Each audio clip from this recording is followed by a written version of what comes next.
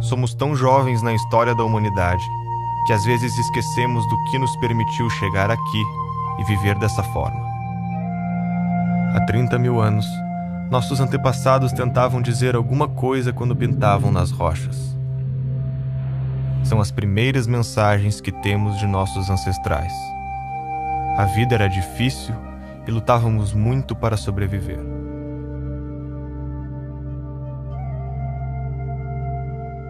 Os humanos não sabiam onde estavam. Imprevistos como animais selvagens e o frio faziam parte de um dia a dia incompreendido. O mundo era um lugar aberto e desconhecido, onde nossa chance de sobrevivência parecia baixa. Alguns de nós fizeram o que parecia impossível. Aprenderam a olhar para o futuro quando viam as estrelas, prevendo o clima e a migração dos animais. Graças a essa incrível descoberta, a humanidade teve uma oportunidade única: entender o ambiente à nossa volta. Começamos a plantar, domesticamos animais e estabelecemos um lar. Pela primeira vez na história, os humanos paravam de fugir e de passar fome. Tínhamos mais do que podíamos carregar. A escrita nascia para mudar a nossa história. Decidimos registrar ideias e acontecimentos. Era uma forma de transcender o medo da morte. Enviar ao futuro nossos pensamentos, nossas crenças e nossas experiências passou a ser possível.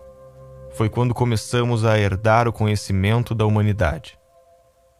Isso tudo nos levou de caçadores a filósofos, de fugitivos a arquitetos. Criamos a ética para aperfeiçoar a convivência, as leis e o júri para aperfeiçoar a justiça, e constituir família passou a fazer parte da nossa tradição de levar a humanidade adiante.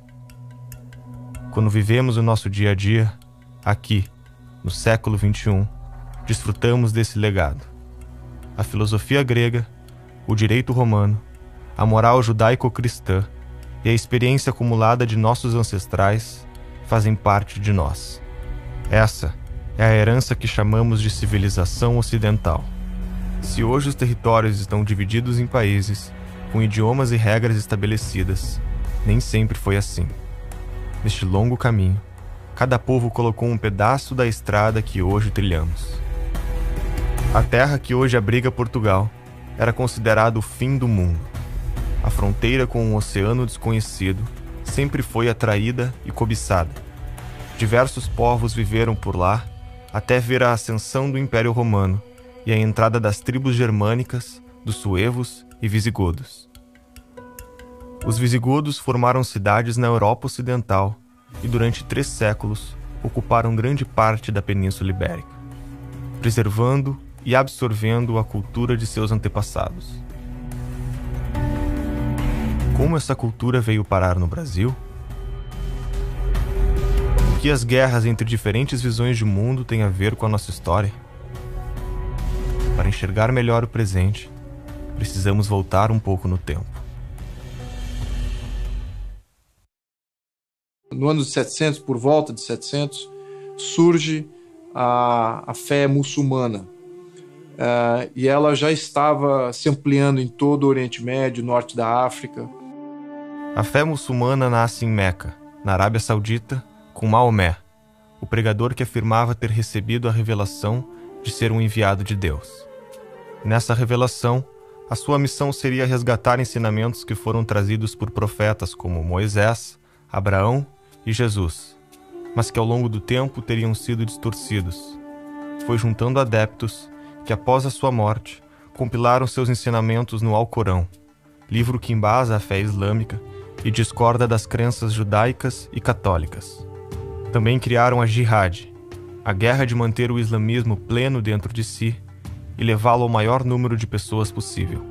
Dessa forma, buscaram alargar os horizontes do território islâmico, inicialmente tomando o Oriente Médio e o norte da África, para depois entrar na Europa Ocidental.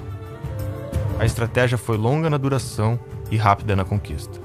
Os muçulmanos precisaram de menos de uma década para dominar a maior parte do território europeu.